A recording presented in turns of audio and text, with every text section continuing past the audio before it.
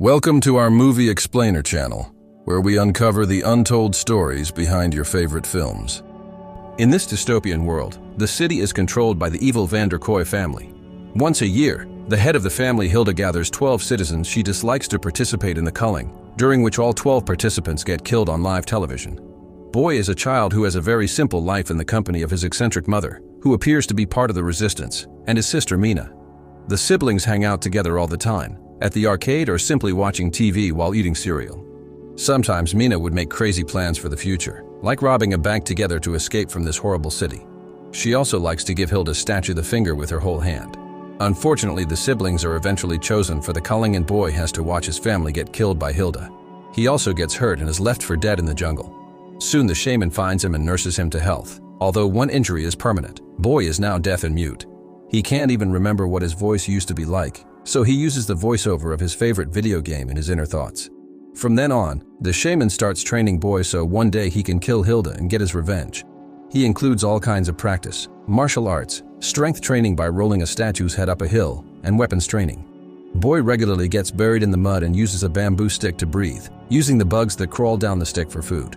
If he crawls out of the mud too early, the shaman scolds him and buries him again.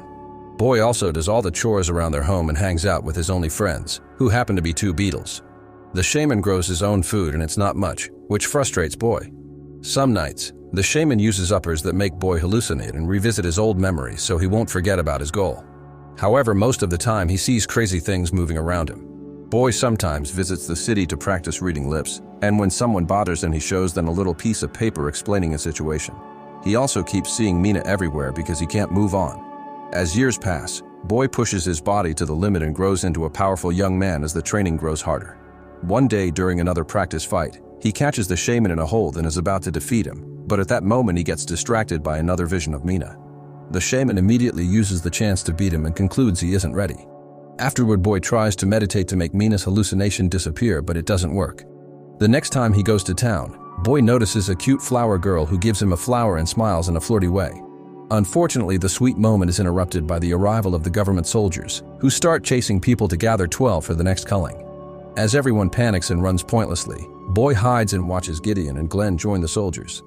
They are part of the Van der Kooi family, and seeing them triggers a memory in Boy. When he was a child, he and Mina saw Gideon enter his home to kill a rebel. After gathering all the people in the square, Glenn gives a speech to announce the 12 chosen ones. He starts harassing a poor family, and a woman in the crowd insults him for it, so Glenn shoots her. This causes the crowd to go crazy, thus Gideon calls head enforcer June 27 to take care of it. She immediately takes care of a man with an axe, cutting off his arm before killing them. Then she starts killing every complaining person while her helmet shows different words to match her speech. Boy watches as his traumatic memories get triggered, but the shaman stops him from helping because he isn't ready. In the end, only 6 people remain for the culling, and Glenn scolds June 27, who refuses to kidnap any kids. After an argument in sign language, Boy disobeys the shaman and starts running on the rooftops to catch up with the enemy. The group is now stuck in traffic, so Boy sneaks behind one of their cars and gets inside the trunk with the dead body. Later at a warehouse, Boy comes out and watches Melanie scold his relatives for only getting 6 people instead of 12. She then tells Gideon to grab 6 people off the street to complete the set. Suddenly, Boy notices the hallucination of Mina next to him and argues with her in his mind, causing him to lose track of the enemy. He starts sneaking around the warehouse while fake Mina moves ahead, playing ninjas. Forgetting she isn't real, Boy tackles her to save her from an incoming cart and is seen by Glenn, who sends the guards after him. Boy runs to hide Mina in a locker and steals a gun, but he remembers the shaman taught him that he's the weapon. Ready for revenge, Boy comes out and starts fighting the soldiers hand to hand, using his mighty punches, a knife, and the men's own guns to kill them one by one. As the soldiers open fire, he uses a body as shield, and a slave called Basho throws him a gun, but it doesn't have bullets. After taking a better gun from the body, Boy shoots a few soldiers and runs to hide with Basho, who offers to help kill Hilda if Boy frees from his chains. Boy shoots the chains to break them. Then he goes back to the fight, killing more and more soldiers while Basho hides behind a cart. One by one, every enemy goes down under Boy's amazing abilities, but there's one soldier that refuses to die. Boy keeps on fighting him and eventually gets his hand stuck in a machine to stop him from moving anymore. However, the soldier just pulls and leaves his arm behind to fight Boy again. This time, Boy cuts his legs off to finally stop him. Basho celebrates their victory only for Glenn to suddenly open fire on them. He fails his shots and Basho shoots back, hitting him in the leg. Boy gets ready to kill Glenn, but Basho reminds him make him use him for information. Glenn is interrogated and explains that Hilda has a party at her mansion every year before the culling. He even offers to help them. However, Basho drops a heavy object on Glenn's head to kill him. The duo leaves the warehouse and Boy notices a shadow watching from afar. Basho takes him to the secret location of the resistance, only to find it empty. Suddenly, Boy is held at gunpoint by Benny, who puts his weapon down when Basho mentions Boy is on her side. Benny explains that the soldiers came for the rebels and killed everyone but him. Since Benny speaks a strange dialect, Boy has trouble reading his lips. Basho learns his girlfriend is dead too and has a breakdown, so Boy comforts him. The team makes a plan to infiltrate the party, but Boy keeps getting distracted by Mina and the memories of his childhood.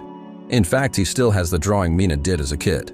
When Basho and Benny explain the final plan to Boy, he doesn't get it, yet he nods along because Mina tells him to.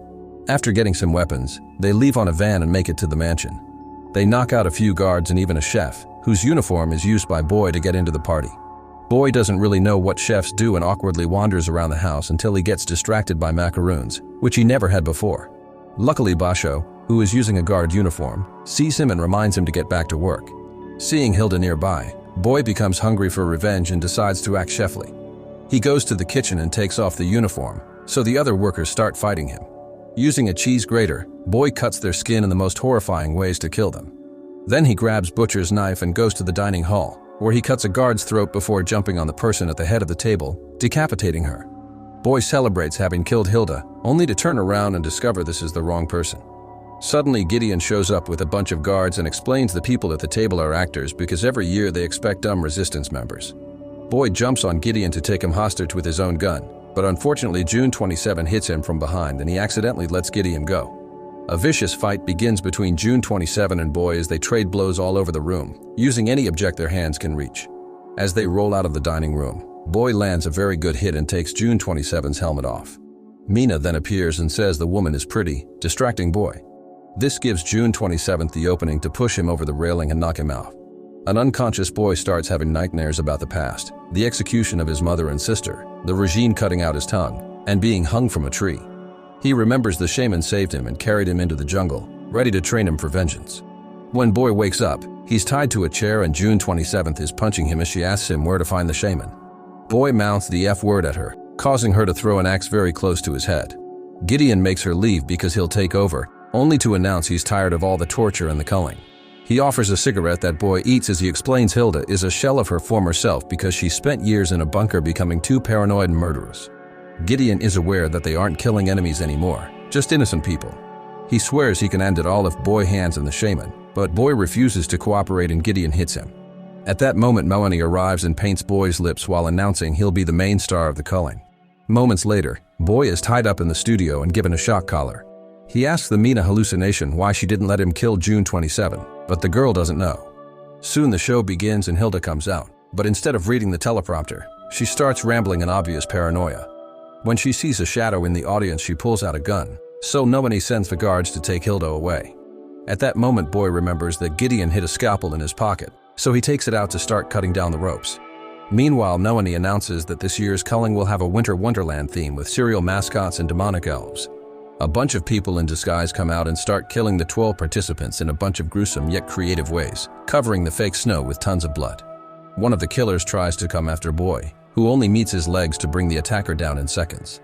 Then he finally frees himself and heads to the stage, only for Melanie to activate his shock collar to bring him down.